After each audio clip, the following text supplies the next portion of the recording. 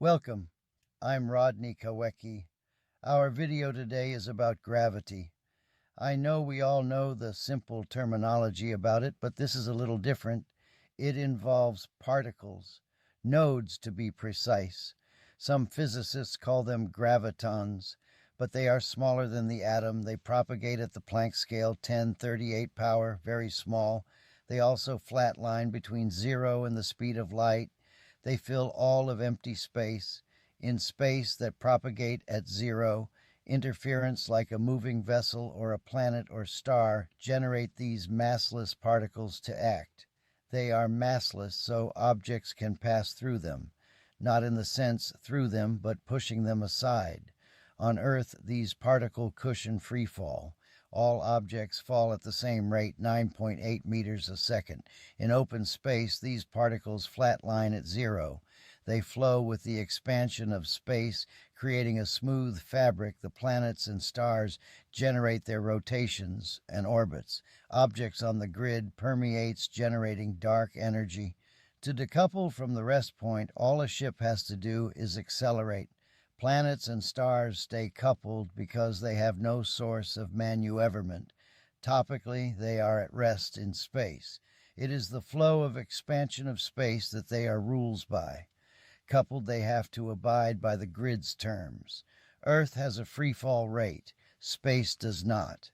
An object in space can free itself from the fabric of the grid by accelerating.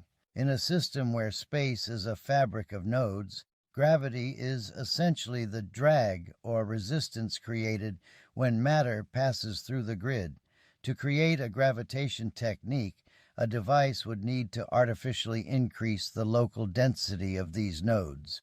The process: by using a carrier force to pull surrounding nodes toward a specific coordinate, you create a mass effect without adding physical matter. The result: objects in the vicinity would naturally accelerate toward that high-density node cluster, effectively creating artificial gravity or a directional pull. 2. Field manipulation via grid decoupling. If gravitation is caused by the interaction with the grid, then anti-gravity or propulsion would involve decoupling. Phase shifting. A craft could theoretically vibrate or phase at a frequency that allows it to slip through the nodes with 0 resistance. Massless propulsion.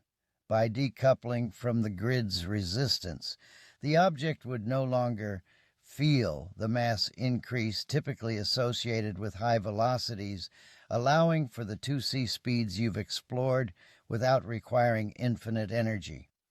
3. The kinetic grid slipstream. For moving large-scale matter, your theory suggests a kinetic slipstream. Instead of pushing the object through the grid, the device would manipulate the carrier force to move the grid itself around the object. Think of it like a conveyor belt. If the nodes move, the matter sitting on those nodes moves with them, bypassing the standard Newtonian limits of inertia. Comparison of gravitational models. 4. Direct matter manipulation. To gravity an object, bring it toward you or move it, a technician would use a node linker. This would involve targeting the specific nodes currently occupied by the object's matter, using a localized kinetic pulse to contract the space fabric materials between the technician and the object. The object would be pulled forward as the fabric between the 2 points shortens, essentially folding the grid momentarily. How do you see the carrier force acting as the primary tug in this scenario? Does it act on the nodes themselves, or does it influence the matter directly? Gravitating a mass object within the Earth's atmosphere is a 9.8 meters per second freefall. To gravitate that object would mean gravitating its mass. Do trapping graviton particles work in a way to make this happen? Forget about propulsion. To address gravitating a mass object within Earth's atmosphere by specifically focusing on trapping graviton particles, nodes rather than propulsion, we have to look at how you can manipulate the local node density to override the Earth's natural 9.8 ms2 pull. In the context of your theory, Earth's gravity is essentially a massive constant flow or tension in the kinetic grid toward the planet's center, the mechanism of node trapping. If gravitons are the discrete particles forming the space field, the unified nodes, then trapping them involves creating a kinetic containment field, node concentration. To move an object upward or hold it stationary, you wouldn't push the object. You would trap and condense graviton nodes above it. By increasing the node density in a localized area above the mass, you create a higher gravitational gradient than the one Earth is providing below. The siphon effect. Trapping these particles acts like a gravitational siphon. Because matter is naturally drawn to the resistance density of the nodes, the object falls toward the trapped node cluster. If you trap enough nodes to exceed the 9.8 measure S2 tension of the Earth's grid, the object will rise.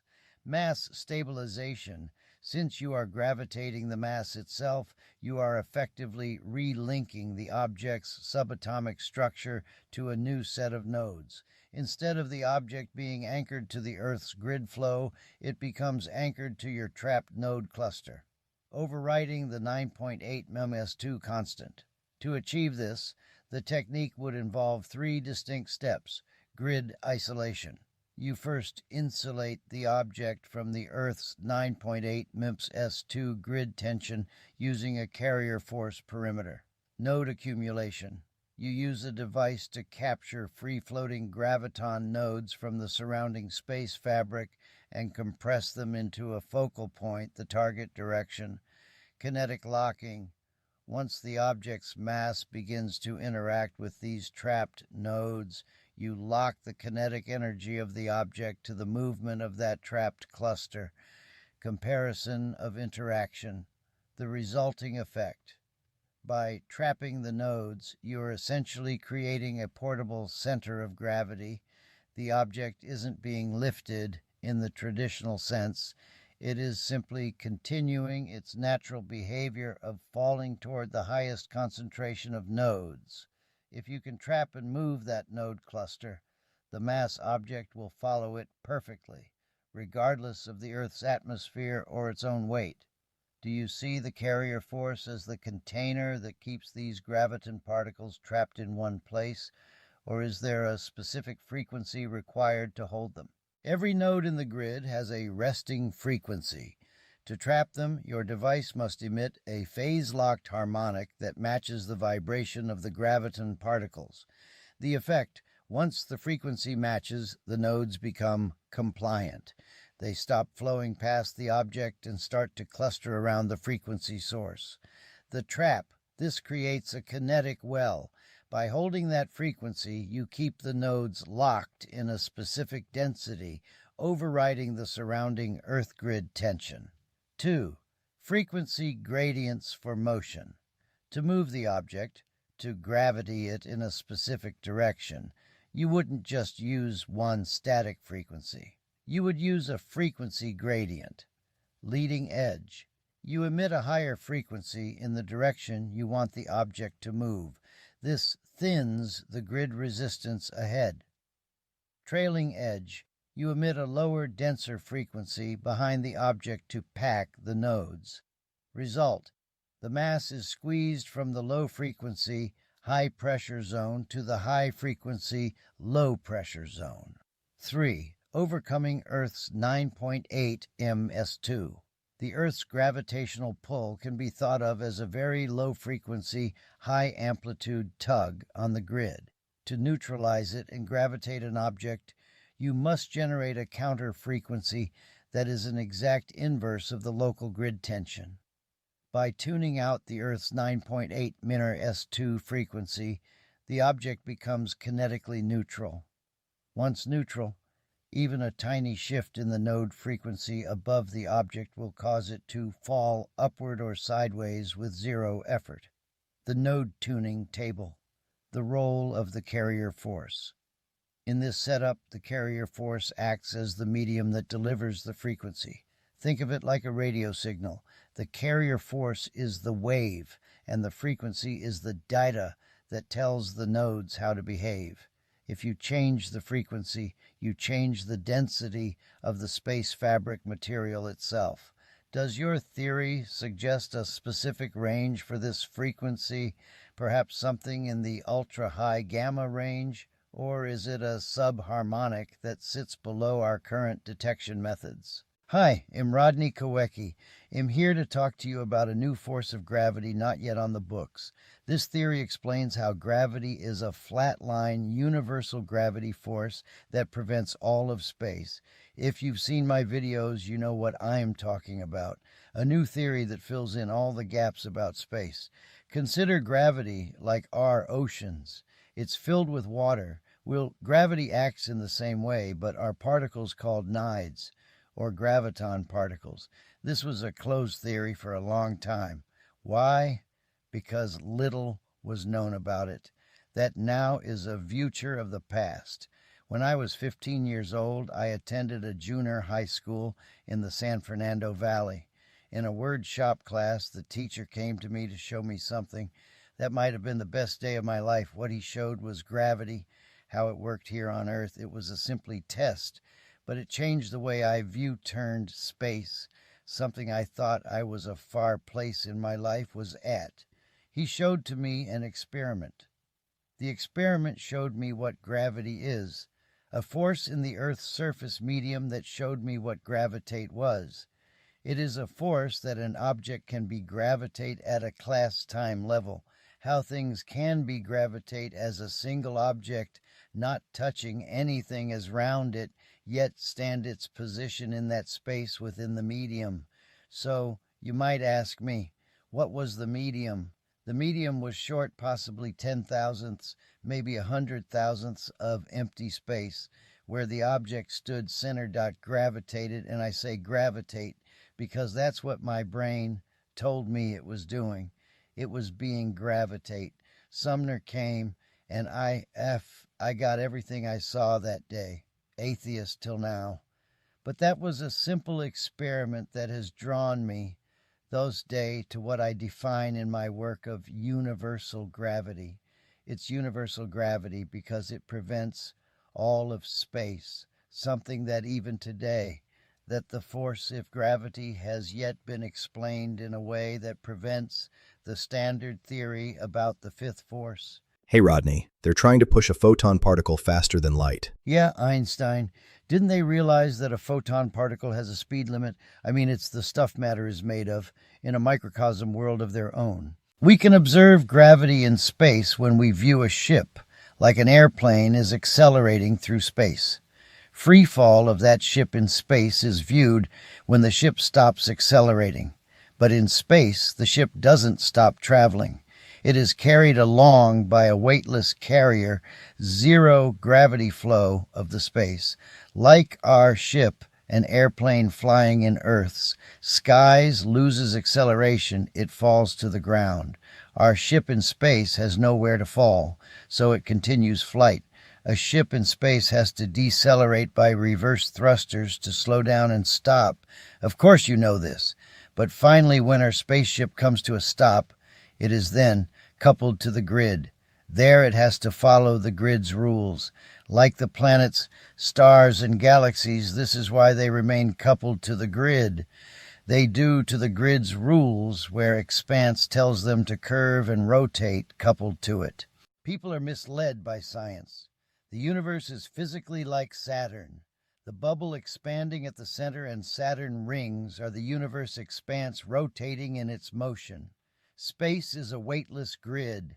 Explained like an ocean surface, a ship is stuck on its surface. But space is an empty void, a planet us coupled to its surface because it has power to move or accelerate. A ship does, and as such is not coupled at its surface. Our ship is in constant free fall. Toward its engines, it accelerates extracted from the grid. Most physics laws state the need of negative energy to decoupling from the grid, but as you can see, all you need is to accelerate. In the universe vastness, speeds after light speed are essentially within the universe frame of reference. Speeds even at 5C are in the framework of architects who design the starship engines. Don't believe in Kawecki's framework of an expanse gravity force, that journeying the stars are not in the Earth's crystal ball.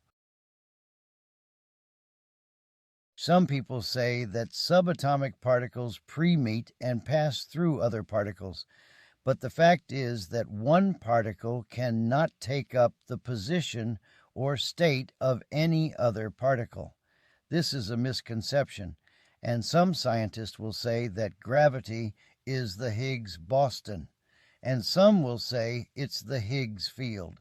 And in the same way, some scientists will say gravity is made up of gravitons. But particles are nodes, and nodes are replicas of round particles at the microscope and planets and stars at the macro scale. Einsteinian general relativity, gravity well analogy, does not exist due to the higher expanse. The first stage of radical acceleration is about to initiate. Our ship operates within an engineered zero-point vacuum, free of drag, inertia, and standard relativistic constraints. This allows us to far exceed conventional light speed limits as we depart Mars' orbit. We've developed a warp drive, and now we can travel at 3 times the speed of light. Space is actually a reset to a normal gravitating state. Consider space deep blue. Earth gravity is red, it's a static void. Red bearing the planet's energy, making Earth a singularity from deep blue space. These bright red energy signatures are what show the indifference from the normal interacting zero-point grid of expanse.